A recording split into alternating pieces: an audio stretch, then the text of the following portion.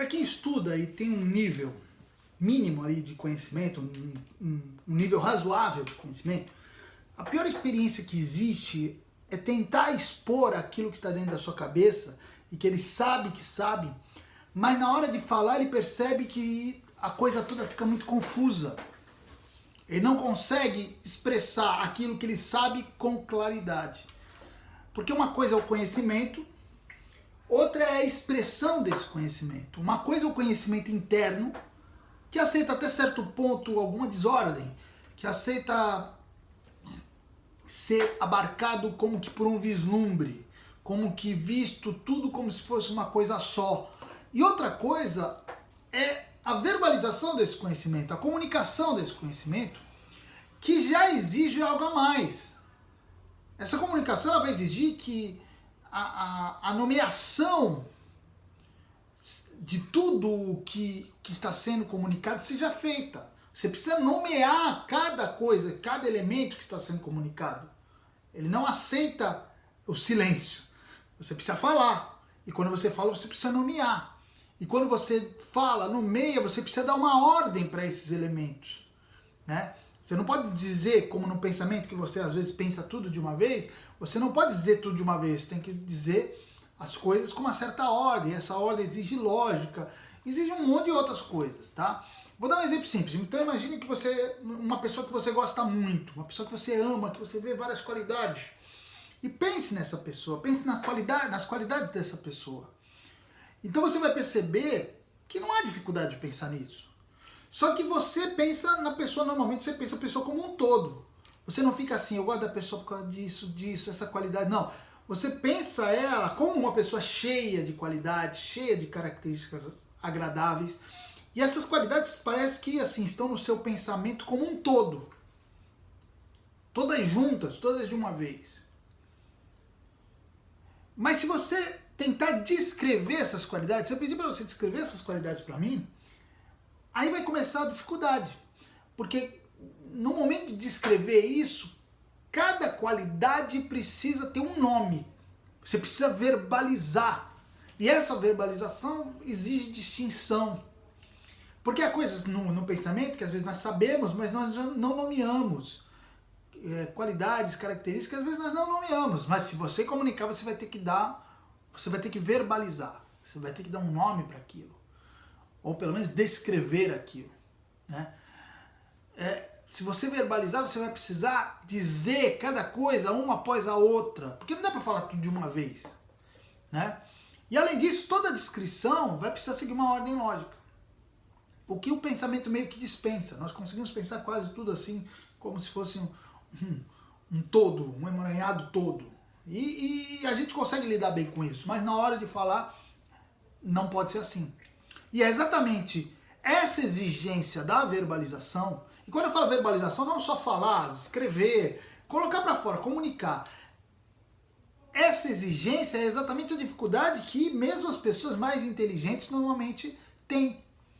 Então imagine que você precisa escrever um artigo, você precisa escrever uma tese, você tem que preparar uma palestra, uma pregação. Todas essas coisas elas exigem que as ideias sejam ditas com ordem e com clareza. Só que as pessoas não são treinadas para isso, né? A gente até desenvolve razoavelmente bem o nosso aprendizado, nós aprendemos razoavelmente bem a absorver o conhecimento, mas são poucas as pessoas que aprimoram a expressão. Se expressar bem é também um sinal de inteligência.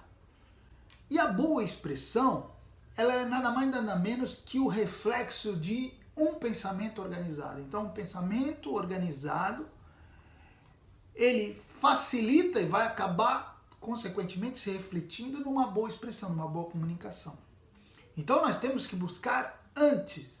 Quando a gente fala em desenvolver uma boa comunicação, a gente tem que pensar antes em desenvolver um pensamento organizado.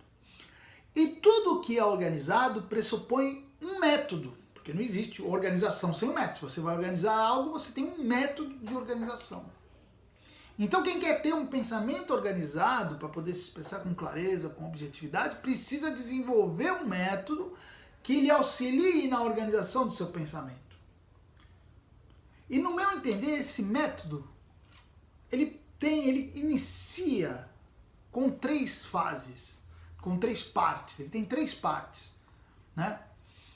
É o início do método de organização do pensamento. Ele começa, primeiro, pela identificação daquilo que você está querendo comunicar. A identificação do núcleo do seu assunto.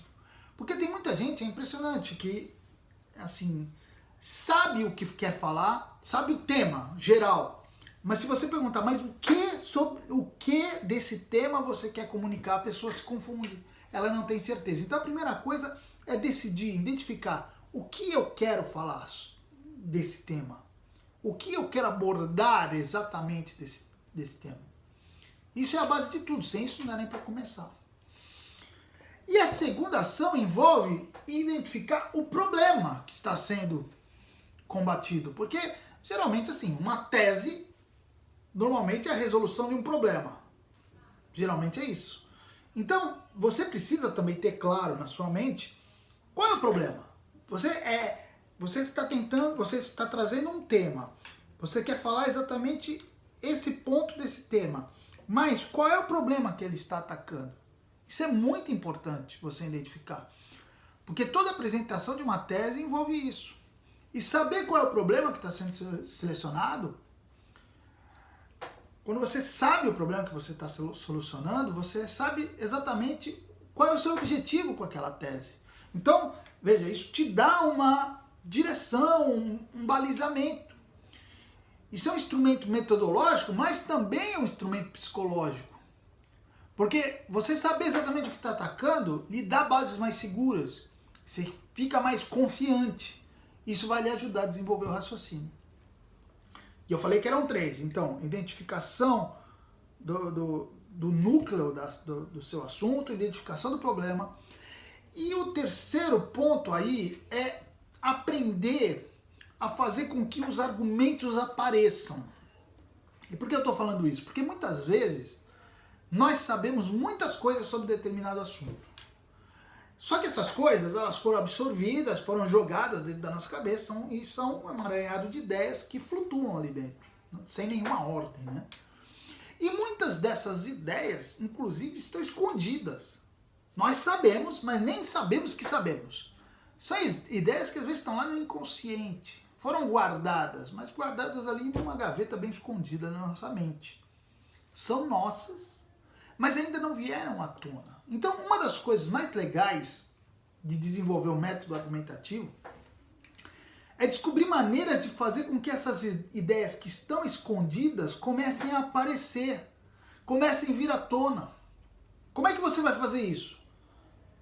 Com técnicas de associação, técnicas de ancoragem de ideias, técnicas de provocação do pensamento, técnicas de concentração. São todas essas técnicas que têm o objetivo de fazer com que, a partir, claro, você não parte do nada, você parte primeiro das ideias fundamentais. Então, a partir dessas ideias fundamentais, você vai provocando, criando associações para fazer com que outras ideias que estão lá dentro, veja, não é invenção, são coisas que você tem, elas apareçam e ajudem você a complementar o argumento. Então você tem o núcleo das suas ideias, esse núcleo vai trazendo à luz outras ideias. E quando você aprende a fazer isso, um mundo novo se abre. Porque aquilo que era só uma confusão começa a ficar mais organizado. O que era um emaranhado começa a ficar mais nítido. E você vai descobrir até que tinha conhecimentos que nem sabia que tinha. Você vai se surpreender, é incrível. Você fala assim, caramba, olha o argumento que eu desenvolvi, eu nem sabia que tinha conhecimento para isso. Porque esses conhecimentos estavam lá. Às vezes precisavam ser provocados para aparecer na consciência. O que eu sei é que desenvolver um método de argumentação é, além de tudo, uma coisa muito assim divertida, é algo muito provocante. Eu gosto de fazer isso. Quando eu coloco em prática, parece que eu tomei uma droga, eu fico muito estimulado. Eu saio das aulas, por exemplo, com a cabeça assim louco para fazer alguma coisa, porque realmente estimula. Até vicia, vou falar a verdade. Minha cabeça ela fica empolvorosa quando eu trabalho com esse método de argumentação. Então, desenvolver o argumento não é aquela coisa chata, enfadonha, pelo contrário, é uma experiência fascinante. E eu acho que é uma experiência que todo mundo deveria ter.